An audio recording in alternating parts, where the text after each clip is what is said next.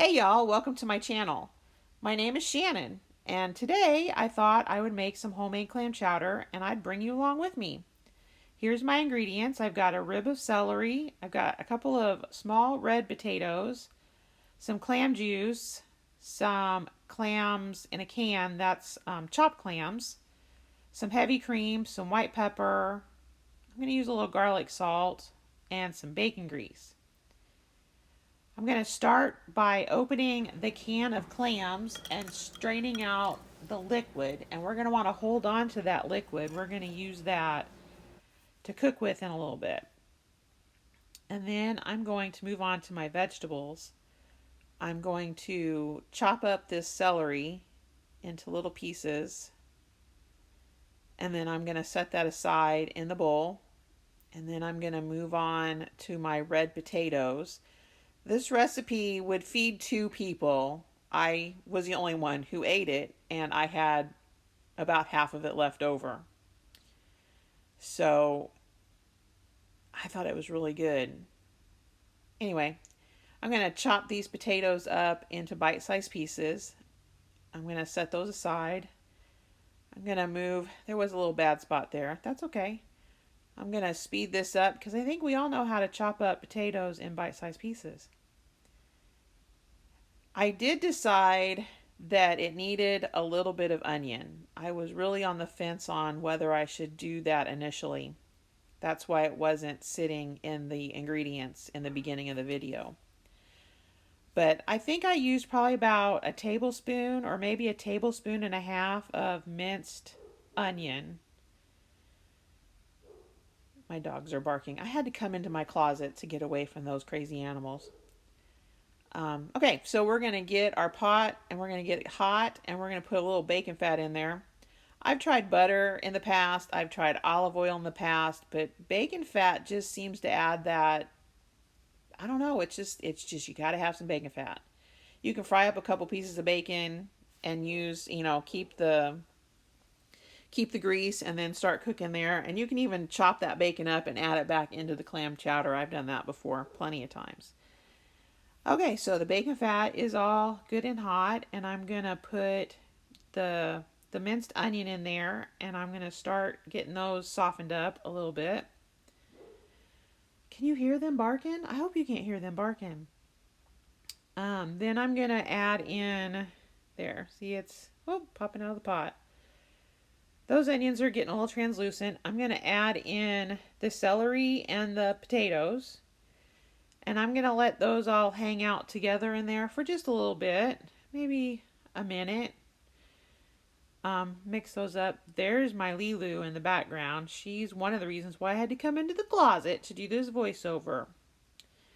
Okay, so those have been hanging out for about a minute. And then I'm going to get the clam juice. I'm going to shake that up because you see there's a little bit of sediment stuff, or it settles to the bottom a little bit. So we're going to shake that up. And then I'm going to pour that into the pan.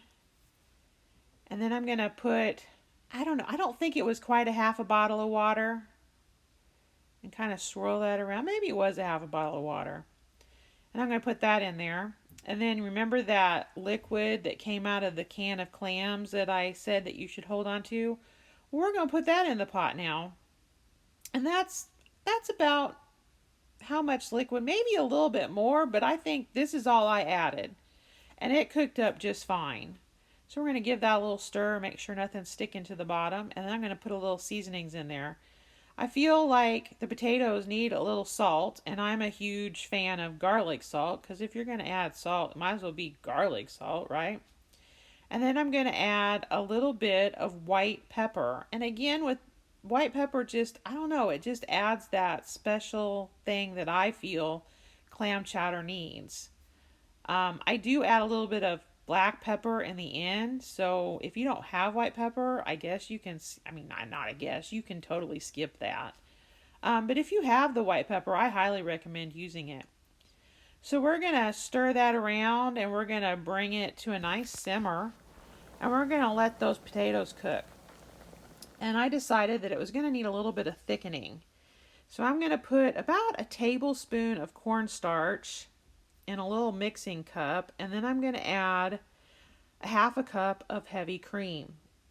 And then I'm going to whisk that together until it's smooth, and then when the potatoes are done, we're going to add that in as a little thickening to the clam chowder. And a little bit more. And I think it ended up being right at about a half cup. I'm going to point to it here in a minute. See, it's a half cup. Okay, so we're going to, like I said, we're going to set that aside until we're ready for it. So the potatoes have been simmering now for, I don't know, 10 minutes. How long do potatoes simmer for till they're fork tender? I don't know. So we're going to add the clams. Those don't need to be cooked. They just need to be heated up. I think if you cook them, they'll get chewy, more chewy. And we don't want chewy clams. So we got those mixed up and they're getting hot. And now I am mixing up that cornstarch and heavy cream mixture. You know, sometimes it'll settle to the bottom. So we want to mix that up, make sure it's all well incorporated. And I'm going to add it to my pot here. And we're going to have to simmer that until it thickens. And here's the rest of it. I didn't know how much I would need, but I did end up using it all. And we're going to let that simmer, maybe even boil. Yeah, I'd call that a good simmer until it thickens up. There's my Independence. He's so cute. He's a good dog. So anyway, that's simmering up and thickening up.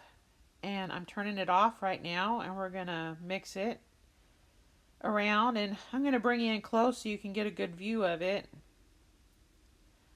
Yeah, I think it thickened up real nice. I don't like a super thick clam chowder. I think this one turned out real well. So I'm going to add a little black pepper here, and I'm going to put the recipe at the bottom. Thanks for stopping by. See you next time.